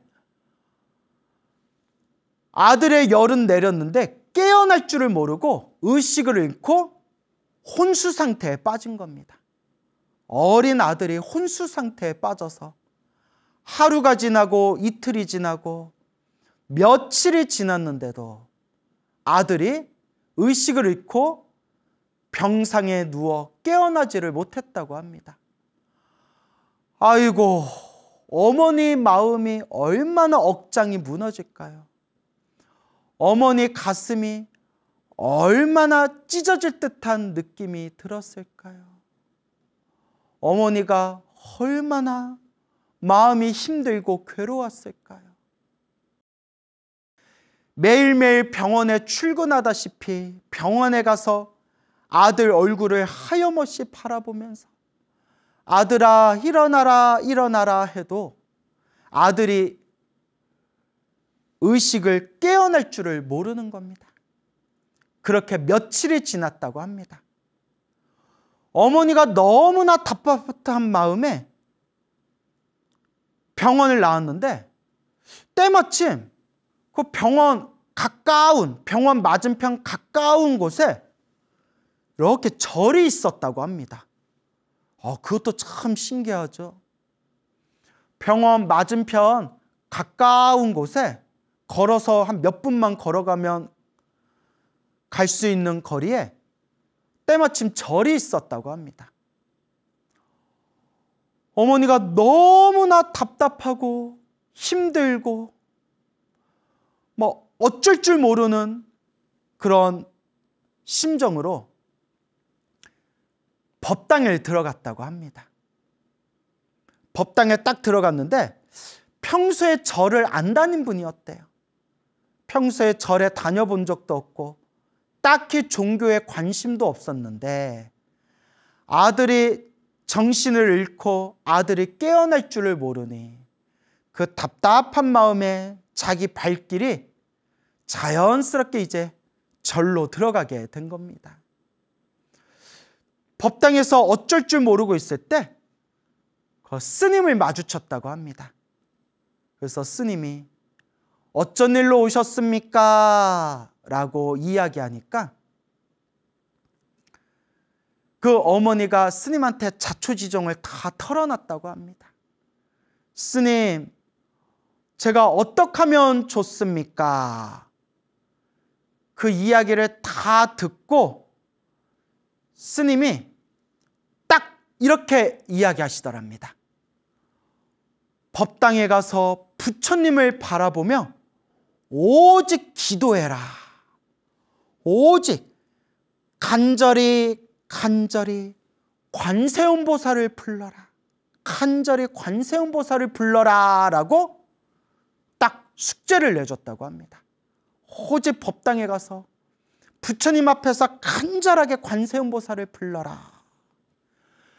여러분, 이게 성근입니다. 착할성 뿌리근.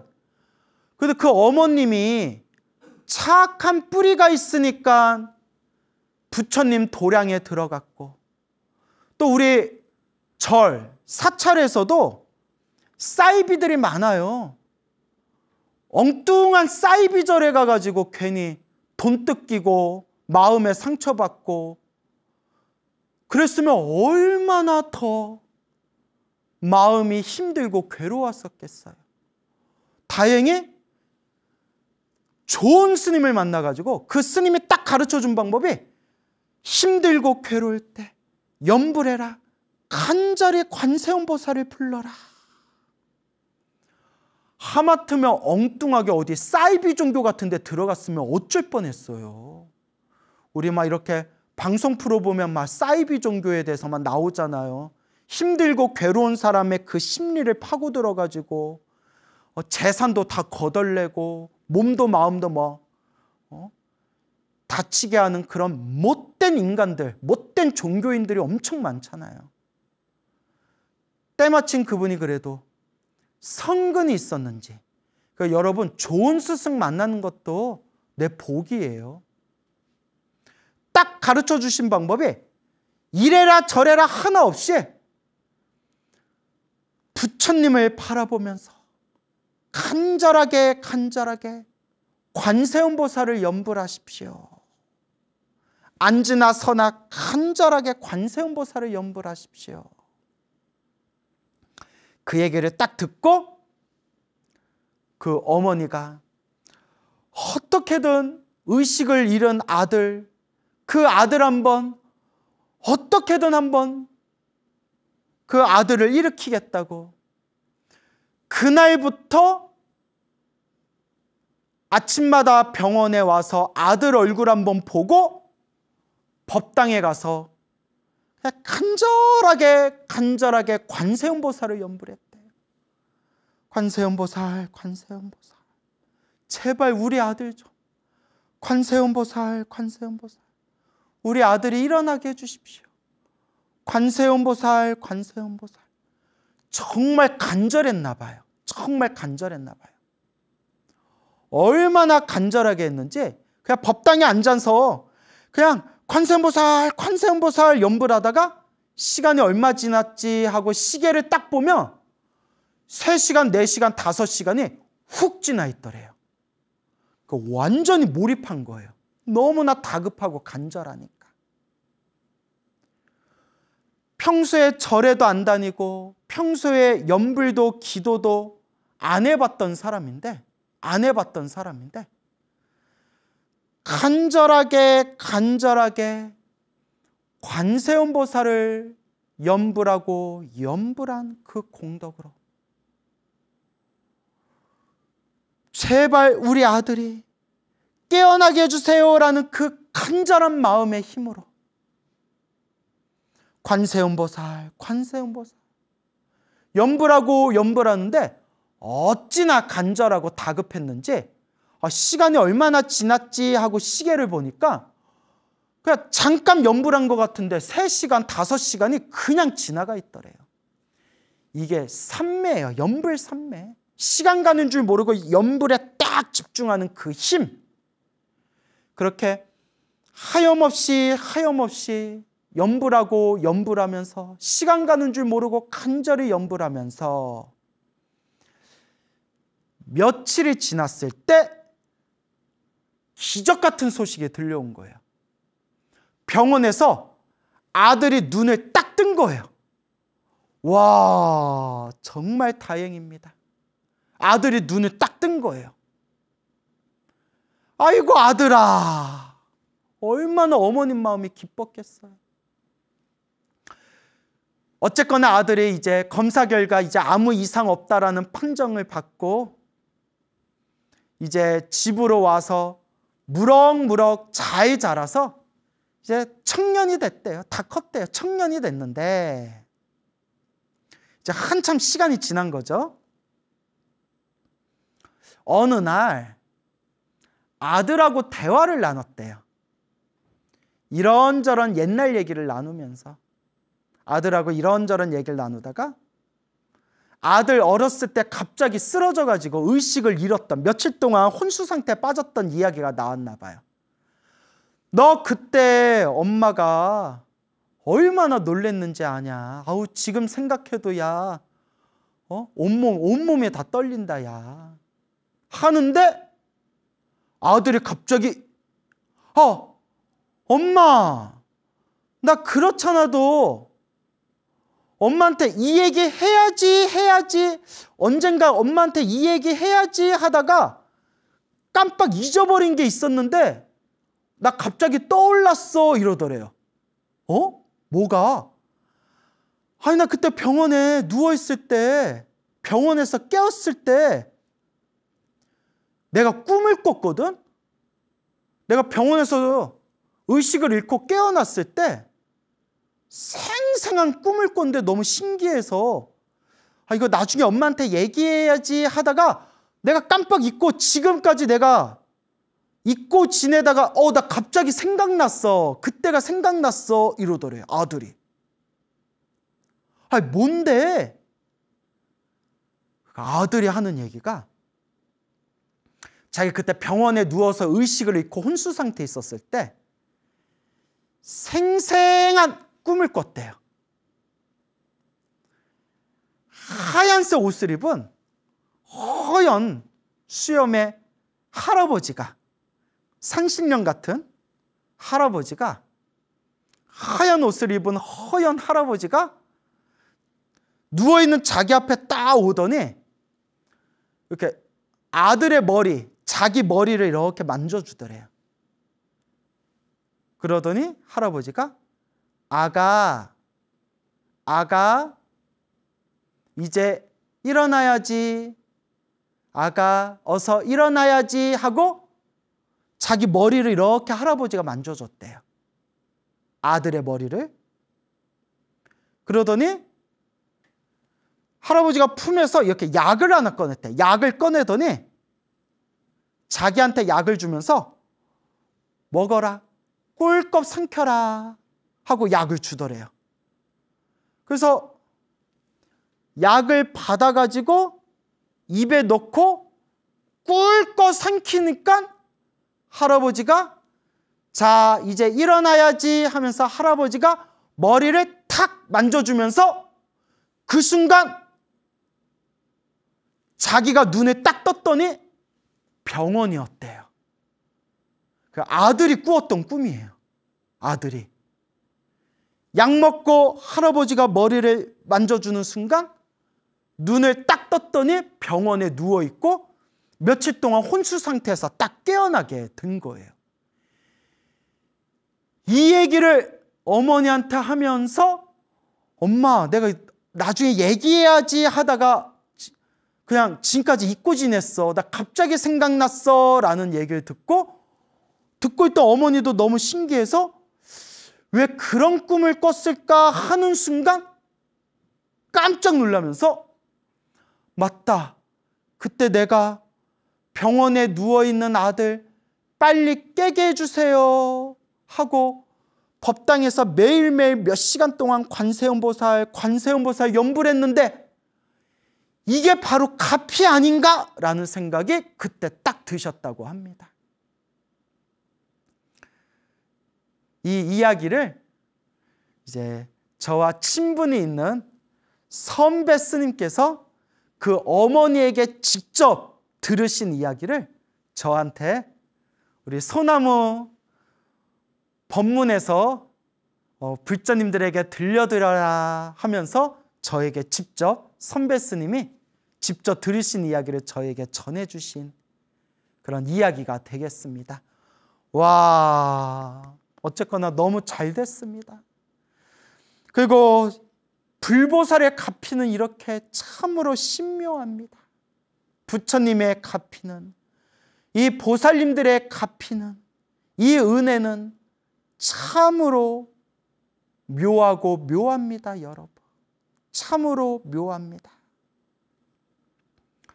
이와 같이 우리가 힘들고 괴로울 때일수록 더욱 간절하게 기도해야 됩니다.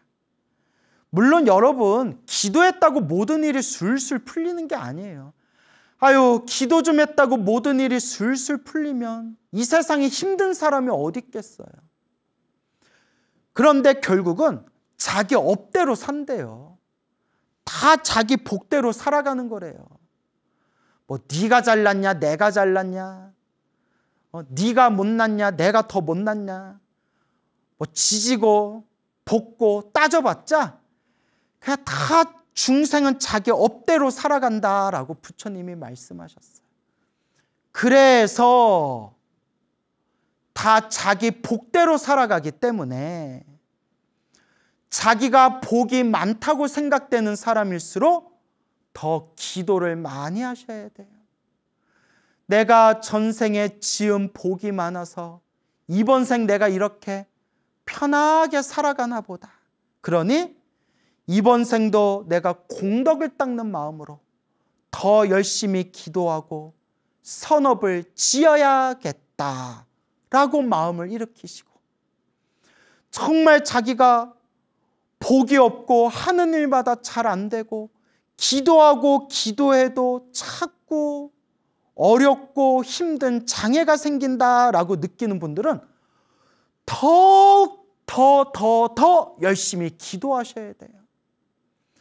내가 전생에 얼마나 나쁜 업을 많이 지었으면, 전생에 내가 얼마나 빚이 많고 숙제가 많으면 이번 생 이렇게 기도했는데도 자꾸 이렇게 어렵고 힘든 일이 생길까?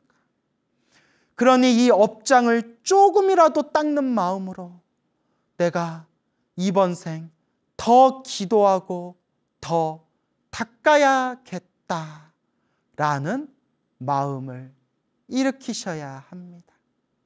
여러분,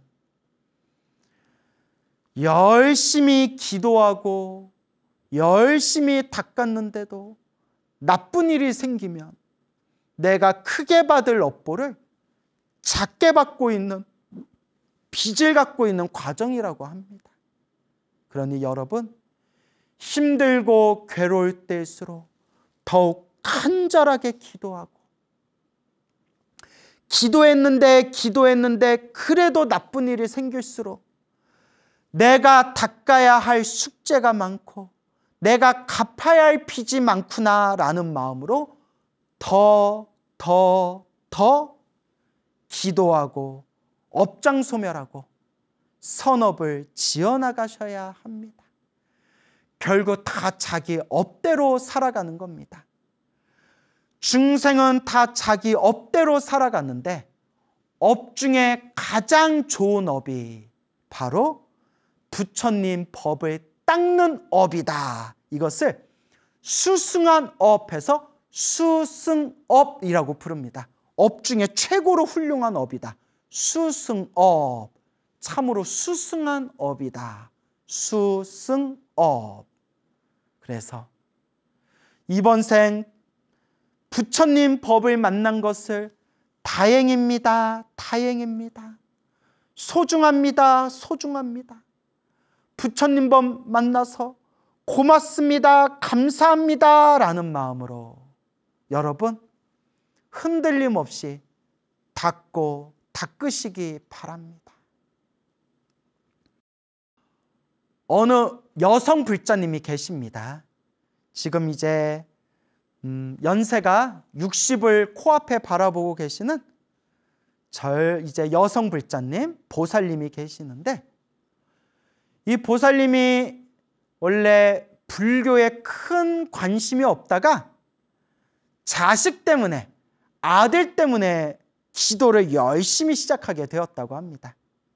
아들 대학 입시 시험 때문에 안 하던 기도를 열심히 시작하셨다고 합니다. 우리 아들 좋은 대학 가게 해주세요. 우리 아들 잘 되게 해주세요. 기도를 열심히 하시기 시작했는데, 특히 매년마다 주기적으로 1년에 몇 번씩 주기적으로 봉정암을 올라가셨다고 합니다. 봉정암에. 그래서 지금까지 봉정암에 30번이 넘게 봉정암에 올라가셨다고 합니다. 30번이 훨씬 넘게. 거의 40번 가까이 봉정암을 올라가셨다고 합니다. 그러니까 1년에 3번을 올라가도 10년을 넘게 다니신 거예요. 1년에 3번을 올라가도 10년이 넘게 봉정암에 가서 항상 철야기도 하고 오시고, 그렇게 아들과 가족을 위해서 기도를 많이 하셨다고 합니다. 그런데 어느 날이었대요. 당신이 정말 부처님 감사합니다, 부처님 갚입니다 라고 생생하게 체험한 사건이 있었는데, 정말 이게 아주 무서운 사건이에요. 하마터면 아주 무서운 사건이에요. 보살님이 어느 날 이렇게 장거리 여행, 멀리 장거리 여행을 한 적이 있었대요. 장거리 여행을 하고 이제 집으로 돌아오는 길이었나 봐요. 평소에는 이 정도까지는 아니었는데 그날따라 막 졸음이 밀려오더래요. 졸음이. 그래서 여러분 당연히 다 아시는 얘기겠지만 좀이라도 좀 졸리다 싶으면 어디 갓길 같은 데 이제 세워가지고 휴게소 같은 데 세워서 안전한 곳에 차를 세우고 잠깐이라도 눈을 붙여야 된대요. 또 뭐 갓길 같은 데에도 함부로 또 차 오랫동안 세워두면 위험하다고 하죠. 그러니까 어디 휴게소나 안전한 곳에 차를 멈춰가지고 졸음이 올 때는 반드시 눈을 좀 쉬어줘야 된다라고 하지 않습니까? 그래서 제가 운전을 안 해요. 하도 잠이 많아가지고 전 잠이 너무 많아서 그래서 별명이 잠탱이에요. 잠탱이. 그래서 나같이 잠 많은 사람은 운전하면 큰일 나겠더라고요. 그래서 너무 졸음이 막 밀려오면서 막 이를 악물고 운전하다가 여러분 누가 좋아서 졸음 운전하겠어요? 아차 하는 순간 졸음에 빠지는 거지. 순간 자기가 완전 그 짧고 굵게 졸음에 딱 빠졌대요. 졸음에 딱 빠졌는데 운전하다가 졸음에 딱 빠지는 순간 얼마의 시간이 지난지는 모르지만 그 짧고 굵게 졸음에 빠지는 순간 생생하게 아주 생생하게 저 횡단보도에 사람이 다니는 횡단보도에 관세음보살님이 걸어서 지나가시더래요. 어디를? 횡단보도를. 누가? 관세음보살님이 이렇게 걸어서 지나가시더래요. 그렇게 관세음보살님이 횡단보도를 건너는 그 생생한 모습을 비몽사몽에 딱 보는 순간 정신이 번쩍 들면서 이제 눈을 딱 떴는데 아이고 관세음보살하고 눈을 떴는데 아이고 때마침 눈앞에 횡단보도가 있는데 파란불이라서 사람이 지나가고 있었대요. 여러 명의 사람들이 횡단보도를 지나가고 있는 그 순간에 딱 브레이크를 밟아가지고 아무 일도 없이 무사히 그때 차가 딱 멈춰섰대요. 온몸에 소름이 다다다다닥 돋으면서 정말 대형 사고 날 뻔한 거잖아요. 대형 사고. 그러니까 여러분 사고는 잠깐이에요. 사고는 잠깐이에요. 어떤 사람이 졸음운전하고 싶고 어떤 사람이 일부러 사고 내고 싶겠어요. 그냥 살마살마다 그 잠깐 사이에 하마터면 정말 큰 사고가 날 뻔했다. 그 순간에 비몽사몽의 횡단보도에 관세음보살님이 싹 걸어가는 모습을 보면서 하고 눈이 번쩍 뜨였다는 거예요. 그리고 아무 사고 없이 무사히 횡단보도 앞에서 차를 딱 브레이크를 밟은 거예요. 아이고 다행입니다. 아이고 다행입니다. 정말 다행입니다. 우리 이 중생세계 모든 중생들이 아무런 사고 없이 모든 중생들이 편안했으면 하는 마음입니다. 나무 관세음보살. 그래서 그 보살님께서도 이제 그 뒤로는 더욱 각별히 이제 신경 쓰고 조심하신다라고 그렇게 이제 말씀을 하십니다. 어쨌거나 그렇게 부처님을 향해서 열심히 기도하고 특히 대학 입시 시험을 앞두고 있는 아들을 위해서 우리 아들 가족들 잘 되게 해주세요. 간절하게 기도하는데 아들 시험을 코앞에 두고 또 생생한 꿈을 꿨대요. 생생한 꿈인데 꿈속에서 이렇게 이제 산길을 걷고 있었대요. 산길을 딱 걷고 있었는데 눈앞에 집채만한 큰 호랑이가 호랑이가 떡하니 서가지고 산길에서 자기를 딱 쳐다보더래요. 우리 같으면 막 비명을 지르고 도망을 갈 텐데 그때 무슨 생각인지 저 호랑이는 영물이니, 영험스러운 동물이니 내가 나쁜 마음이 없으면 나를 해치지 않을 것이다 라는 생각이 들면서 고개를 숙이고 몸을 움츠리고 조심조심 아주 공손한 그런 자세로 호랑이 앞을 싹 지나가서 산길로 이렇게 이제 걸어갔대요. 그렇게 아무 일도 없이 호랑이 앞을 지나서 길을 걷고 있는데 갑자기 뒤에서 환한 불빛이 비추면서 자기가 가고 있는 산길을 환하게 비춰주더래요. 뒤에서 환한 빛이 나오면서 자기가 이렇게 걷고 있는 산길을 환하게 그 산길의 앞을 비춰주더래요.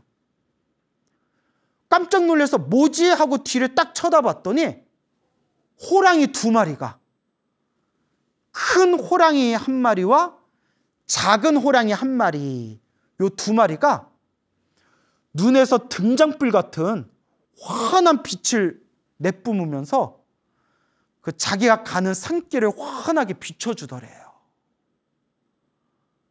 딱 봐도 나 가는 길 환하게 비춰준다.